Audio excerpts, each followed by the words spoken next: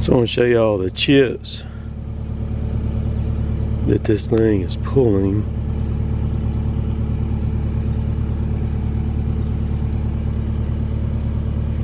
It's a round file chain on there too.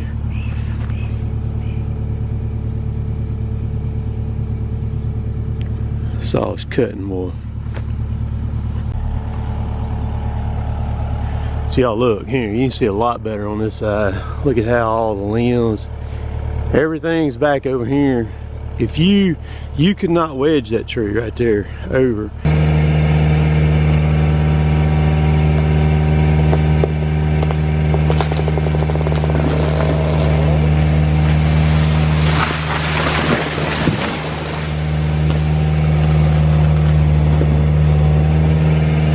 So this is today's project. We got that oak to take down. This big one is coming down, and that big sweet gum right there is coming down. I'm gonna throw them all in that hole right there. That's where they're gonna go to, and then clean them up. I'm gonna be running the 500 and the 562 both.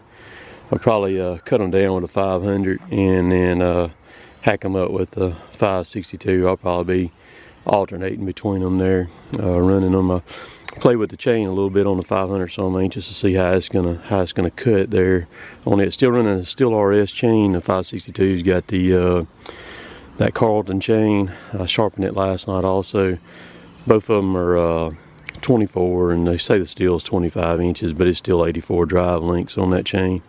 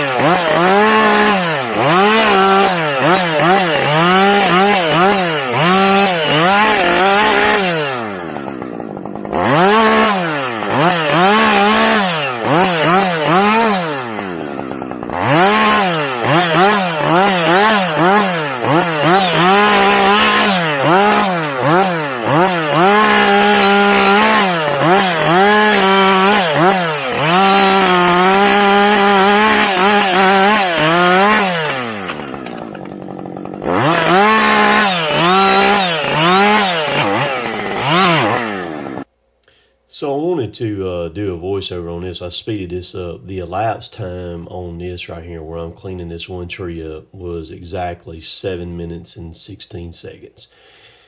And you can see what I did here. I took a lot of times I'll sit in one spot, I'll leave a little bit of the tree hold, and that way I can drag it all up to me and I never have to move. So I save all these blocks. I cut those blocks of 100 inches long. That'll give me 5 20-inch firewood blocks. So I just take all the stuff, I track down there and start picking it up, stacking it on top of one another, just like that. As I kind of crunch it up and work through it, it's all in one pile, and then I just take the entire pile and take off with it is what I do. And it makes cleanup, for me, I can roll through this stuff so fast.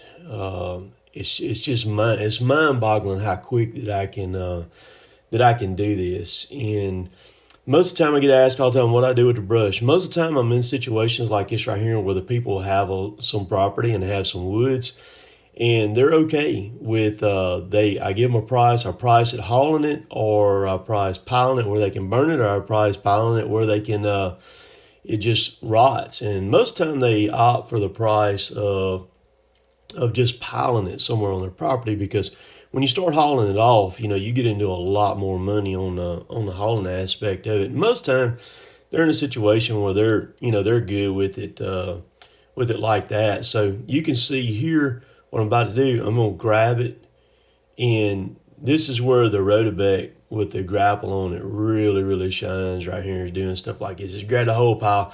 And see, and once I get a chipper, I'll be able to just smoke right through this stuff. I had a chipper set up right there. I just feed that stuff straight into the chipper, and man, it won't even it won't be nothing to it then to take care of it like that. Also, it's going right here. This thing is this tree's pretty dang big, and it's tight right there where it's got to land. Dogwoods, you had a good many dogwoods in the backyard, and didn't want to damage any of them, so it's got to be on the money right here.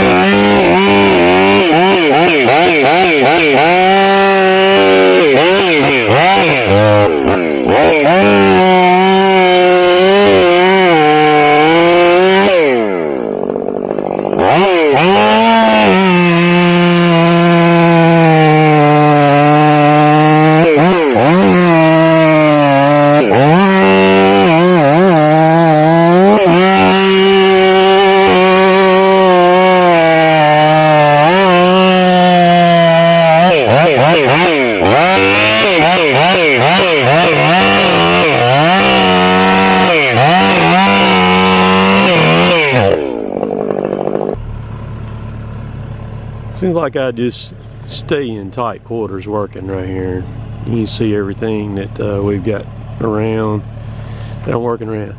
Alright, so this is a big oak, and it's got some serious back lane coming back over the mini excavator, which is no big deal. The mini excavator will handle that tree, no problem.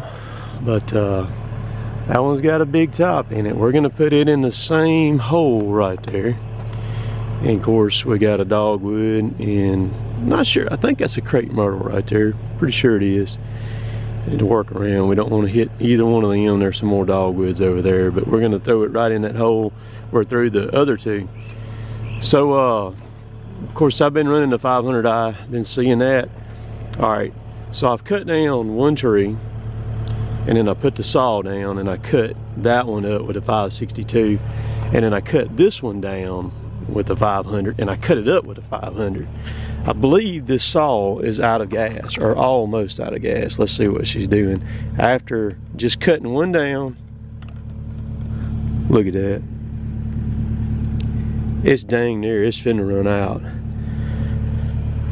So I cut that oak down right there. That's about a 20, right around a 24-inch oak on the butt. Just cut it down. And then, like I said, I cut it up with a 562, so I didn't even touch this saw. I cut this one down. That's about a 30-inch or so gum, and cut it up with a 500. Cut the stump off. I'm out of gas.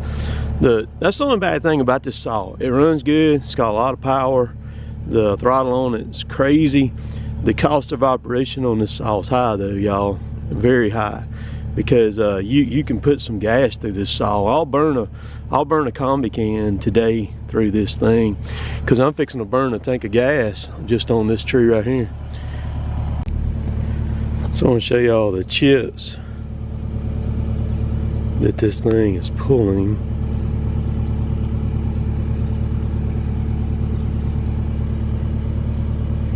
It's a round file chain on there too.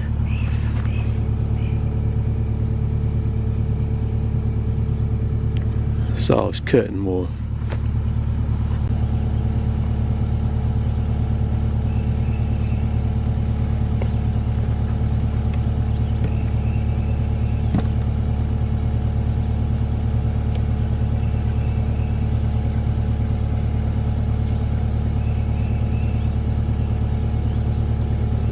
It holds a lot of gas too.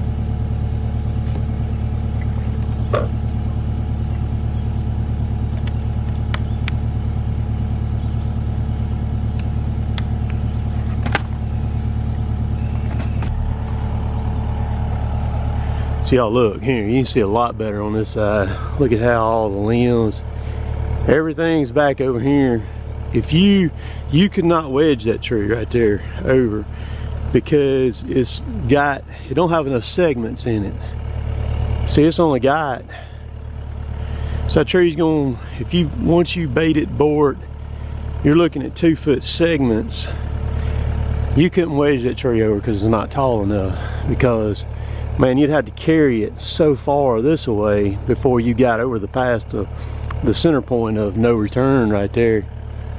And I'm gonna talk about segments one day in a video and explain how that works on the tree and what a segment is and how to figure it. So that tree right there, you're looking at probably 40 foot to up there to where it starts crooking back.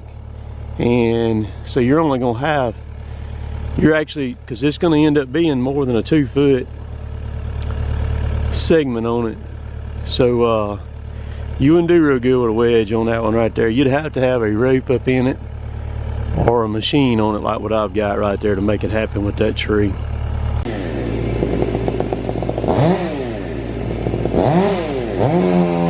One thing I want to note right here, there's all the time people look at that sawdust coming out and they say, that saw's not cutting. Watch how that bar is floating through that tree. And I just showed the chips on it.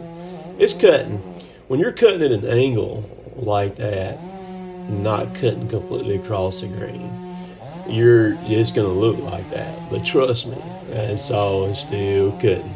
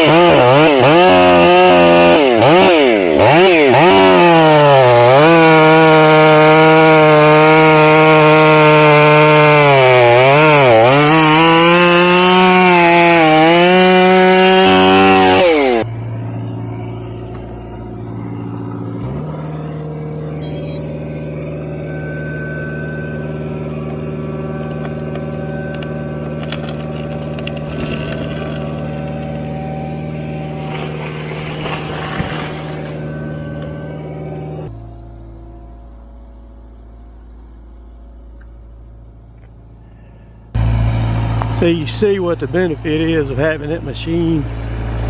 Just absolutely effortless. So I moved that feeder was sitting right there. I knew that limb right there would be really close to it, so I moved it up the hill, set it right there, and there's the hinge. Very nice hinge on that tree. And so we got them down. All three of them are done. All I gotta do is just get this one cleaned up here, and this job will be done.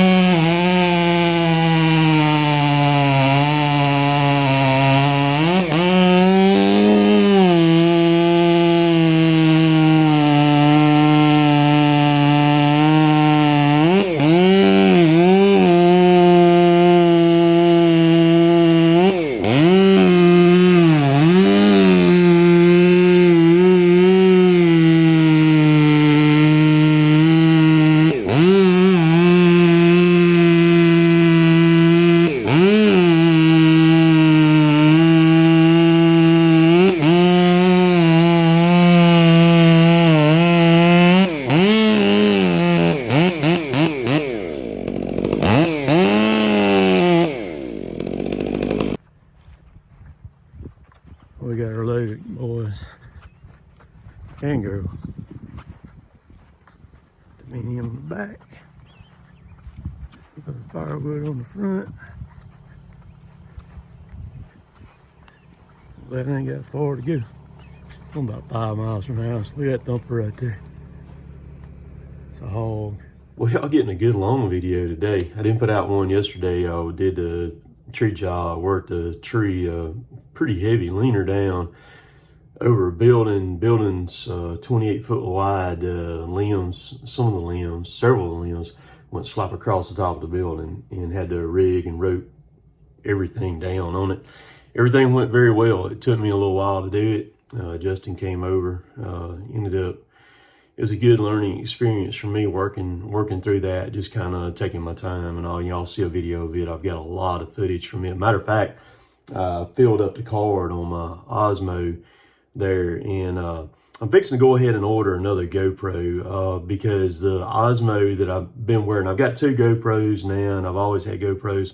I like the Osmo better, but the problem with the Osmo is they don't have a wrist remote. And so I can't tell when I've got it on and off unless I take my helmet off and check it to see. Well, like the GoPro, you can just easily look at the wrist remote and tell when it's on and it's not. So a lot of times I think I've got the Osmo off. It's actually still on, recording stuff that I don't need. And that's what happened yesterday. I've got a lot of good footage from it though, but I ended up filming a lot of stuff that I don't need. So this particular job right here, how long did it take? What was the elapsed time? This entire job right here was done in about 2.5 hours. And that's me by myself, working through it using the mini. Captured all the firewood from it too. I'll have a lot of firewood here that'll be cured when this is cut up and busted. All this will be seasoned out just right for this winter season. So by the time winter time gets here, I should have quite a lot of firewood piled up here for sale. The way that I'm set up, the mini excavator with the Rotobec grapple on it makes things so fluid for me, so efficient, and I can roll into these jobs and just lay into them and let them eat. So upcoming things, today is the day that I'm going to announce the winner of the giveaway to spend the weekend with me, hang out with me on a weekend. I'll do that later tonight. I'll put out a video and tell who the winner is of that. Had quite a few entries on that.